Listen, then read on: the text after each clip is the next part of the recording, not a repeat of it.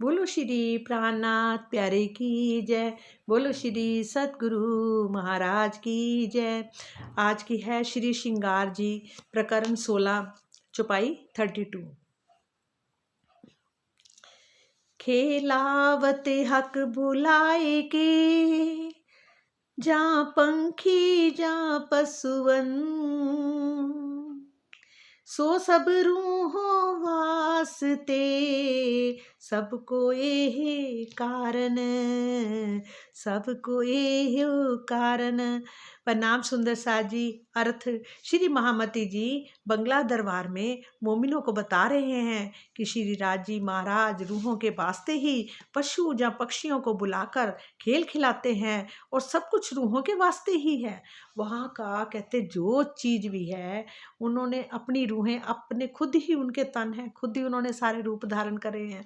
तो वो उन रूहों के लिए, अपनी रूहों के लिए है तो सारी उनकी ही रूहें हैं, खुद खुद ही खुदा है तो कहते उनकी ही रूहें हैं। तो वो जो पशु पक्षी, जहाँ फूल फल, जो कुछ वहाँ के नज़ारे हैं, वृक्ष हैं, टहनियाँ हैं, जहाँ जमुना जी है, जहाँ जल है, जहाँ फुहारे हैं, जो भी महल है, सब कुछ हर सुख खुशहालियाँ हैं।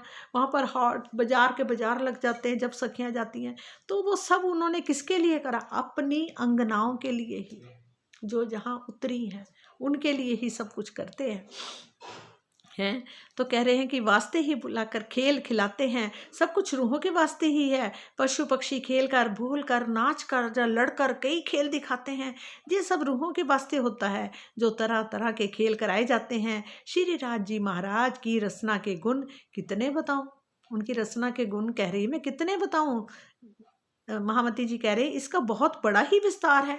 श्री राज जी महाराज ने अपनी रचना से रूहों से कितना प्यार किया, उसे कैसे बताऊं? श्री राज जी महाराज की रचना के गुण खेल में एक रंच मात्र भी नहीं बताए जा सकते हैं। तो परम धाम की रचना के गुणों का कैसा पारावार होगा? कैसा हो सकता है पारावार? परम धाम की रूहें ही इस रचना के विवरण को जान सकती हैं। जिनको उनके दर्शन हुए हों, जिनकी सिफत रसूल साहब ने की है, वही मोमिन इसका विचार करेंगी। वही मोमिन क्या करेंगी? इसका विचार करेंगी। कहते पशु पक्षियों का खेलना, बोलना, नाचना ब्रह्मात्मा को रिझाने के लिए ही होता है। धामधनी इन पशु पक्षियों को लड़ाकर प्रेम पूर्वक जो तरह तरह के खेल खिलाते हैं, स्वयं देखते और दिखाते हैं। सब कुछ अंगनों को आनंदित करने के लिए ही किए जाते हैं। इनके लिए अनेक प्रकार के खेल कराए जाते हैं, अनेक प्रकार के खेल खिलाए जाते हैं। श्री राज जी की रचना के गुणों को कितनी बातें मैं कहूँ, निश्चित रूप से ये तो बहुत ही अधिक और अनंत है। ये बातें इतनी हैं कि इतनी अधिक और इतनी अनंत है कि धामधनी ने अपनी मीठी बोली से अपनी अंगनाओं से कितना प्रेम किया, उसे मैं कैसे बताऊं, कैसे व्यक्त करूं कि इतना प्रेम करा। इस खेल में भी श्री राज जी की रचना के गुण इतने अनंत हैं, अनंत, जो इस रचना से निकले हुए शब्दों के चौथाई भाग के भी गुणों को सीमाबद्ध नहीं किया जा सकता। मतलब चौथाई भाग भी है ना, वो भी उनको सीमा के बद्ध नहीं करा जा सकता, कि अनंत है, अपार है। ऐसी स्थिति में परम धाम में रचना के जो गुण हैं उनको शब्दों की सीमा में कैसे रखा जा सकता है? कहते इस संसार में ब्रह्मवाणी ही श्री राची की रचना का स्वरूप है। इसके चौथाई शब्दों में भी निहित ज्ञान की महिमा इनकी इतनी अधिक है कि उसका वर्णन पाना संभव नहीं है। रचना रूपी वाणी के शब्दों में निहित ज्ञान में प्रेम छिपा हुआ है, जबकि परम धाम में श्री राज जी की नूरी रचना से प्रत्यक्ष प्रेम की लीला होती है। कहते हैं परम धाम की जिन आत्माओं को श्री राज जी साधा साक्षात्कार हुआ होता है, जिनका साक्षात्कार हो चुका है वो धामधनी की रचना का विवरण जानती हैं। जिनको साक्षात्कार हो चुका है वो वहाँ की धनी की रचना का विवरण जानती हैं। और इन्हीं ब्रह्म मुनियों के लिए मोहम्मद साहब ने भी अनुशंसा की है, मोहम्मद साहब ने भी उन ब्रह्म मुनियों की अनुशंसा की है। हर जगह ब्रह्म मुनियों का गुणगान गाया गया। कहते ना ग्रंथ साहब जो देख लो, उनके अंदर ब्रह्म मुनियों का इतना गुणगान गाया गया। जो क्या नाम है उनका, एक पढ़ते हैं ना पाठ जिनका करते हैं, सुख ऐसे करके नाम होता है, सुखमनी साहब।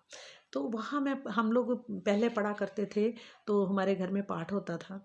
तो मेरे को याद है कि सुखमनी साहब का उसमें ब्रह्म ब्रह्म ज्ञानियों का इतना, ब्रह्म मुनियों का इतना गुणगान गाया हुआ, बस का कितना सारा चैप्टर तो उसके ब्रह्म मुनियों का गुणगान ही गाया गया है वहाँ पर। मतलब कि और भी मैंने बहुत सारे ऐसे देखे जो ब्रह्म मुनियों का गुणगान करते हैं। हमने बहुत ऐसी चीज़ें सुनी हैं पहले कि बस हर जगह कहते कि ब्रह्म मुनियों जैसा कोई है ही नहीं दुनिया में। कहते ना जैसे ब्रह्मस्त्र खाली नहीं जाता, ब्रह्म मुनियों ये जो ज्ञान है ना, ये भी खाली नहीं जाता, ये भी अंदर अपना काम करके जाता है, अपना स्थान बन जाता है उसका। क्यों बन जाता है? क्योंकि ये ब्रह्म ज्ञान है, ब्रह्म अस्त्र कभी खाली जाएगा ही नहीं। इसकी एक चौपाई भी है, दो चौपाई भी, चार चौपाई भी है। ये जो चौपाइयाँ ना, ये आम साधारण चौपाइयाँ नहीं है, ये राज श्यामा जी के चारों चरण हैं, और एक एक चरण के अंदर हमारे गुज रहस्य हमारे प्रीतम के हैं, जो प्रेम से भरे हुए हैं, मीठे मीठे मिठास से भरे हुए हैं, अनंत है, अपार है, जिनका कोई पार नहीं। कहते ये ब्रह्म मुनि श्री राज जी की रचना के बारे में जानते हैं और उसके बारे में विचार भी करते हैं। और क्या कहते, श्री राज जी की रचना के गुणों को तो एकमात्र ब्रह्म सृष्टियाँ ही जानती हैं, क्योंकि वे ही दिन रात जुगल स्वरूप के ध्यान में खोई रहती हैं। और धाम धनी की रचना के बारे में, भला जे माया के जीव खेल के कबूतर, इनको माया के जीवों को खेल के कबूतर माना गया, जबकि हम ही सारे जीव ही तो इस धरती के हैं, और इनके ऊपर रूहें बैठ गई हैं, तो वो भी ब्रह्म का स्वरूप हो गए, जीवों को भी मुक्ति मिलेगी, जीव भी ब्रह्म स्वरूप हो गए ब्रह्म ज्ञान आने से। जैसे दो कबूतर, क्यों कबूतर भी याद है कि जब शिव जी ने केदारनाथ में, पता नहीं केदारनाथ था कौन सी, अमर गुफा जो थी, अमर गुफा ऐसे करके, वहाँ पर उन्होंने मतलब जब पार्वती जी को सुना रहे थे ज्ञान, सिर्फ ज्ञान ही सुना रहे थे, जबकि उनको पहचान नहीं थी वहाँ की। ज्ञान सुनाने से ही वो दो कबूतर जो थे, वो आज भी वहाँ दो कबूतर हैं, उनको मुक्ति मिल गई थी, जैसे थे वैसे की वैसे ही जवान है आज तक। और क्या कह रहे हैं कि और जो कबूतर है, तभी यहाँ भी बोला गया कि भला ये माया के जीव जो हैं, खेल के कबूतर क्या जान सकते हैं, इस ब्रह्म ज्ञान को जीव जो है वो नहीं जान पाते। धाम धनी की रचना से जो अमृतवाणी मधुर शब्द निकलते हैं, वे केवल ब्रह्म सृष्टियों को आनंदित करने के लिए ही निकलते हैं। जितने भी ये शब्द निकलते हैं, किसके लिए निकलते हैं? ब्रह्म सृष्टियों को आनंदित करने के लिए ही निकलते हैं। और श्री राज जी के हृदय में अपनी अंगनाओं को आनंदित करने के अतिरिक्त और कुछ होता ही नहीं। इस रहस्य को मात्र वे ही सुंदर सा जानते हैं, जिनका हृदय धाम बन चुका है, जिनका हृदय पिया जी का धाम बन गया, यानी अर्श बन गया है, जिसमें आके उनके चरण विराजमान हो गए हैं, जिसमें राज श्यामा जी का सिंहासन लग चुका है। श्री राज जी की रचना जो कुछ भी कहती है, वे आत्मा को प्रेम से रिझाने के लिए ही कहती है। ये सारी रचना के ऊपर ही जितनी आती है ना, उसके बाद चौपाइयाँ जितनी भी आ रही हैं ना, सारी रचना के ऊपर ही है। परम धाम में जो कुछ भी आपस में बोलना, खेलना, या लेन देन, जहाँ व्यापार व्यवहार होता है, वे मात्र क्या होता है? आत्मा को आनंदित करने के लिए ही होता है। कहते हैं ना कि सत्य है कि असल अरस के बीच में हक का नाम आशिक। हक का नाम क्या है? आशिक। धाम धनी ने अपनी अंगनाओं को रिझाने के लिए ही पशु पक्षियों, बंदरों, खूब खुशहालियों तथा 25 पक्षों का रूप धारण किया हुआ है। उन्होंने खुद ही रूप धारण करा हुआ है। सभी लीलाओं के केंद्र में अंगनाओं को रिझाना ही है। वाहिदत की मार्फत के रहस्य को ना समझने के कारण ही सखियों ने अपने को धाम धनी से अलग समझ लिया है। क्या है? वाहिदत की मार्फत के रहस्य को ना समझने के कारण, वो जो वाहिदत है वहाँ की, उसमें मार्फत को के रहस्य को, मतलब राज्य के रहस्य को ना समझने के कारण ही सखियों ने अपने को धाम धनी से अपने आप को अलग समझ लिया था कि हम सखियाँ हैं, वो राज्य है। तो और स्वयं को ही आशिक कहने लगी थी, क्योंकि जो रिझाता है वो आशिक होता है, जो रिझता है वो माशिक होता है। तो राज्य को तो कहते थे आप तो माशिक हो, हम तो आशिक हैं, क्योंकि हम आपको रिझाती हैं, तरह तरह के वस्त्र भूषण बदल बदल के, चेंज कर करके, और तिरछी नज़रों से, प्यार भरी नज़रों से देख देख के हम तो सब आपको रिझाती, तो हम आशिक हैं। बस यही वहाँ रब्बत होता था ज़्यादातर। तो क्या होता था? राज्य को तो पता था कि मैं ही, मेरे ही जो तन है, सारे रूप ही मेरे हैं। पहले मैं अपने अंदर लेता हूँ बात, फिर श्यामा जी के अंदर आती है आनंद स्वरूपा जो श्यामा जी हैं, फिर उनके आगे से सब सखियों के भीतर आती है। ऐसे ही सब पशु पक्षियों के अंदर भी वो बात आती थी, जो वो लेते थे वो सबके, जिसके लिए वो बात आती थी वो सबके पहले, सबसे पहले राज्य ही खेल का मतलब उनके अंदर आता है, तो फिर वो खेल दिखाया जाता या खेला जाता है। जैसे पशु पक्षी रिझाते सखियों को, सखियां रिझती हैं तो पशु पक्षी सोचते कि हम रिझा रहे हैं, उस हिसाब से तो पशु पक्षी भी क्या हुए, आशिक हुए, सखियों को रिझाते हैं। तो वही बात आती है कि ये सिर्फ यहाँ आके पता चला कि हमारे प्रीतम के लाड कितने थे, कितने हमें लाड लड़ाते थे, वहाँ पर कैसे कैसे रूप धारण करके हमें लाड लड़ाते थे। और यहाँ आके पता चला, उनके लाड पता चला, उनका प्रेम पता चला, उनका इश्क पता चला। इस सारी बातों के गुज रहस्य जो थे वो धनी जी ने जहाँ हमें अपनी सुरतों को थोड़ी देर के लिए, उनके लिए तो पल का काम है, एक पल भी नहीं हुआ अभी तो, और वहाँ पर बैठे बैठे ही, बैठे वही हैं, तन वही है, शरीर वही है, सिर्फ रूहों को, नज़रों को इधर घुमा दिया और समझ रही हैं रूहें कि हम, जैसे इस शरीर का नाम कृष्णा है तो मैं कृष्णा हूँ, मैं राज हूँ या मैं फलानी हूँ, पर इतना पता नहीं ये शरीरों के नाम है, ये शरीरों की पहचान है। बस भीतर बैठी आत्मा तो प्रीतम की अंगना है। तो कहते धाम धनी के हुक्म मुझसे उन बातों को कहलवा रहा है कि मेरे साथ आप बीती घटित हैं। श्री राज जी की रसना ने जो मुझे आनंद दिया है उसे मैं परम धाम की आत्माओं से कह रही हूँ। ये महावती जी कह रही हैं। इस चुपाई में हफ्से के उस प्रसंग का है संकेत किया गया जो जिसमें श्री राज जी ने इंद्रावती जी के धाम हृदय में विराजमान होकर परम धाम की वाणी का अवतरण किया। यही रसना का सुख है। श्री राज्य की रचना के सुख इतने अधिक है, इतने अधिक है कि जो उनकी गिनती हो पाना बहुत मुश्किल है। और इसके अनेकों प्रकार के सुख अनंत हैं जिन्हें इस नश्वर जगत की जीवा से व्यक्त नहीं किया जा सकता, जिनको जीवा से व्यक्त नहीं किया जाता।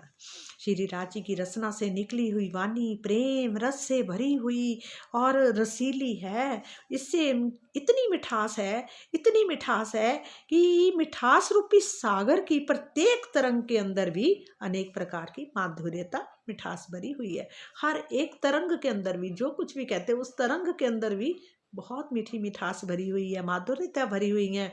इस प्रकार इस माधुर्यता से प्रकट होने वाले सुख का सागर की प्रत्येक लहर में भी अनेक प्रकार के सुख समाये हुए हैं। और इस प्रकार से मैं प्रियतम अक्षरातीत की रचना के सुख को कैसे कह सकती हूँ। ये सारी जितनी उसके आगे की छुपाइयाँ आ रही हैं सारी इसी के बारे में है। श्री राज्य की रचना से निकली हुई वाणी प्रेम रस से भरी हुई रसीली है। कहते मेरे प्राण वल्लभ अक्षरातीत ने मेरे धाम हृदय में, महामती जी कह रहे हैं, मेरे धाम हृदय में विराजमान होकर मुझे ब्रह्मवाणी का ज्ञान दिया और मुझसे भरपूर प्रेम भी किया। और क्या किया, मुझसे भरपूर प्रेम भी किया और मेरी रचना से इस ब्रह्मवाणी को कहलवाकर 14 लोकों के इस ब्रह्मांड को अखंड मुक्ति देने की कृपा भी की, अखंड मुक्ति देने की कृपा भी करी। जब धामधनी ने अपने बिंदु मात्र तारतम ज्ञान के द्वारा मुझसे इस ब्रह्मांड को अखंड मुक्ति दिलाई है तो उनके हृदय में ज्ञान इलम के जो था सागर भरे हुए हैं, उनका सुख कैसा होगा, कैसा होगा, कैसा होगा।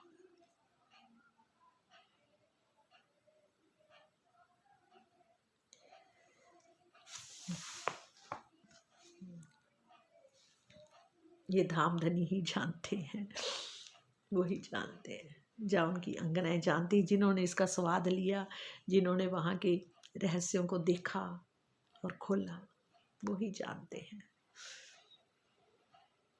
हे धाम के धनी, बस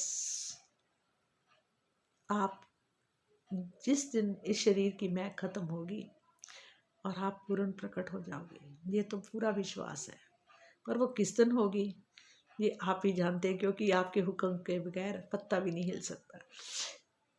ये कोशिश भी जो करवा रहे हैं वो भी आप ही करवा रहे हैं, बैठा भी रहे हैं तो आप ही बैठवा रहे हो, बोल भी रहे हो तो आप ही बुलवा रहे हो, सब कुछ आपका ही आपका है, ये कुछ नहीं।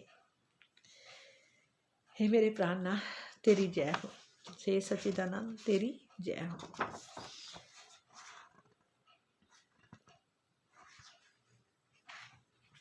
ये उसको रिपीट कर लेते।